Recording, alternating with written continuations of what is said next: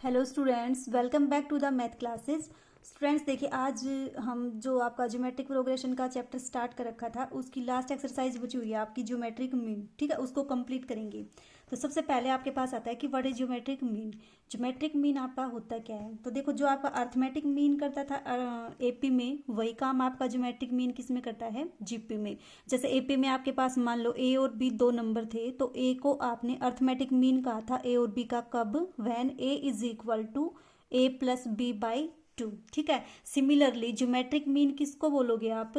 अगर आपके पास ए और बी दो नंबर हैं और जी अगर आपके पास थर्ड नंबर ऐसा है कि ये तीनों के तीनों नंबर किस में है? जीपी में। तो इस जी को आप ज्योमेट्रिक मीन कब बोलोगे? जब देखो आपके पास जी इज इक्वल टू किसके इक्वल आए? Under root of A B. ठीक है। अब ये आया कैसे उसको देखते हैं। देखो, अगर आपके पास ए जी और बी तीनों नंबर आपके ज्योमेट्रिक प्रोग्रेशन में है, मीन्स जीपी में है, तो कॉमन रेशियो क्या आएगा? सेम आएगा। कॉमन रेशियो कैसे निकालते हो? G by A is equal to B by G. Means ये कॉमन रेशियो क्या आएगा? सेम आएगा। अगर ये तीनों नंबर किस में है? आपके जीपी में। क्रॉस मल्टीप्लाई कर दो तो आपके पास क्या आएगा? G square is equal to A B and G is equal to under root of A B. तो ये आपके पास क्या हुई? कंडीशन हुई। जब ए और बी के बीच में कोई थर्ड नंबर जी है, वो आपका जी क्या होगा? Arithmetic mean. तो जी आपके पास अर्थमेटिक मीन ए और बी का कब होगा? When G is equal to root A B. ठीक है। तो ये आपके पास आई कंडीशन। अब देखो, जैसे एपी में किया था आपने कि ए और बी के बीच में आपने एन अर्थमेटिक मीन इंसर्ट किए थे। सिमिलरली आप दो नंबर अगर आपके पास जीपी में है तो उनके बीच में an arithmetic geometric mean insert करोगे तो आपके पास क्या रिजल्ट आएगा वो देखो। आपने मान लिया ए और बी आपके पास किस में है? जीपी में है। ठीक है। आपने क्या कर दिया? इसके बीच में एन ज्योमेट्रिक मीन इंसर्ट कर दी। ये आपके पास क्या है? Geometric mean. ठीक है। तो अब देखो आपके पास क्या कंडीशन आएगी। इन एन ज्योमेट्रिक मीन की आपको वैल्यू फाइंड आउट करनी है। तो ठीक, कैसे फाइंड आउट करोगे? आपको पता है कि एन टर्म तो ये है, एक टर्म ये, सेकंड टर्म आपकी ये, तो टोटल नंबर ऑफ टर्म कितनी हुई आपके पास? N plus two. और ये जो बी है आपके पास वो कौन सी टर्म बन जाएगी? एन प्लस टूवेथ टर्म बन जाएगी। ठीक है। तो फॉर्मूला क्या होता है आपके पास? टी ऑफ एन प्लस टूवेथ term is equal to A R raise to power N plus one. यही फॉर्मूला होता है। और ये किसके इक्वल है? आपकी बी के इक्वल है। ठीक है। तो यहाँ से आपके पास कॉमन रेशियो कितना आ जाएगा? आर। इस ए को यहाँ शिफ्ट कर दो, बी बाई ए, पावर को क्या कर दो? डिवाइड कर दो। तो आपके पास किसकी वैल्यू आ गई? ये आर की वैल्यू आ गई। अब देखो इसके बाद ये आपके पास आया कॉमन रेशियो। ए आपकी फर्स्ट टर्म, जी आपका फर्स्ट ज्योमेट्रिक मीन, तो जी वन कितना आएगा आपका? ए इंटू आर। आर कितना है आपका? ये वैल्यू पुट कर दो, A B by A raise to power one upon N plus one. तो ये आपके पास क्या आ जाएगा? फर्स्ट मीन आएगा। सिमिलरली सेकंड मीन कितना आ जाएगा आपके पास? A R square.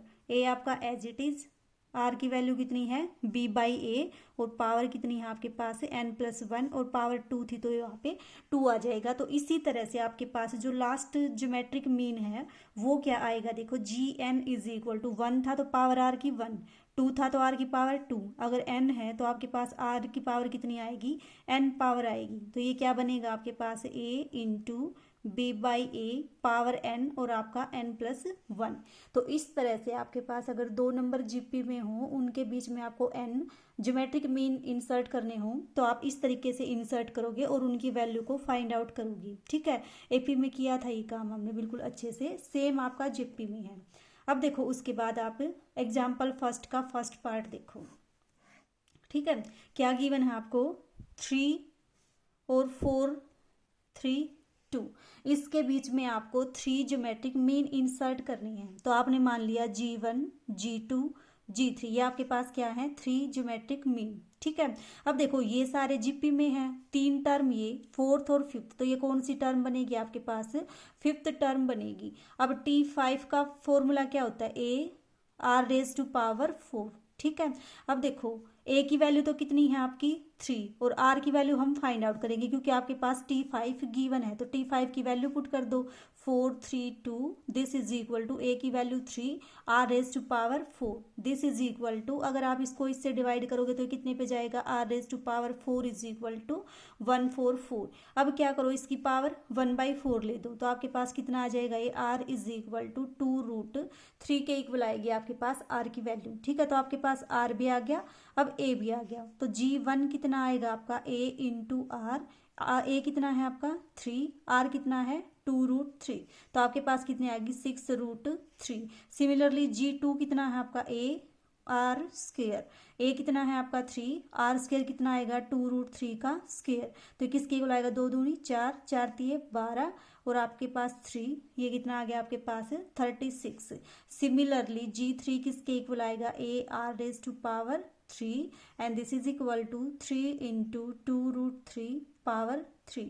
इसको सोल्व कर लो, आपके पास क्या आ जाएगी, ये आपका थर्ड ज्योमेट्रिक मीन आ जाएगा। तो इस तरह से आपके पास कोई भी नंबर गिवन हो, उसके बीच में अगर आपको n ज्योमेट्रिक मीन इंसर्ट करने हो तो आप इस प्रोसीजर से उनको इंसर्ट करोगे।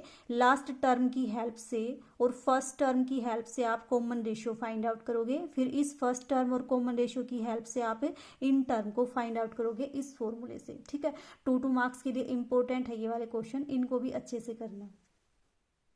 उसके बाद देखिए एग्जाम्पल सेकेंड, क्या स्टेटमेंट है आपके पास, insert 2 numbers between 3 and 81 so that resulting sequence is GP. बिल्कुल फर्स्ट एग्जाम्पल के जैसा है, 3 और 81 के बीच में आपने 2 नंबर इंसर्ट कर दिए x और y। ठीक है, हमें इन नंबर को फाइंड आउट करना है कि ये आपके पास क्या बनाए, जीपी बनाए। अब देखो आपके पास कितने नंबर हो गए, 4, ये आपके पास कौन सा नंबर है, 4th नंबर है, तो आपका क्या आ जाएगा, ये T4 की वैल्यू 81, T4 का मतलब 3r3, R3 क्या है आपके पास a, तो यहाँ से आपने r की वैल्यू फाइंड आउट कर ली, बिल्कुल एग्जाम्पल जो अभी करवाया था उसकी तरह से। r की वैल्यू ये आ जाएगी, r की वैल्यू आ गई आपके पास, a की वैल्यू आ गई, तो x और y की वैल्यू भी आप फाइंड आउट करोगे। ठीक है,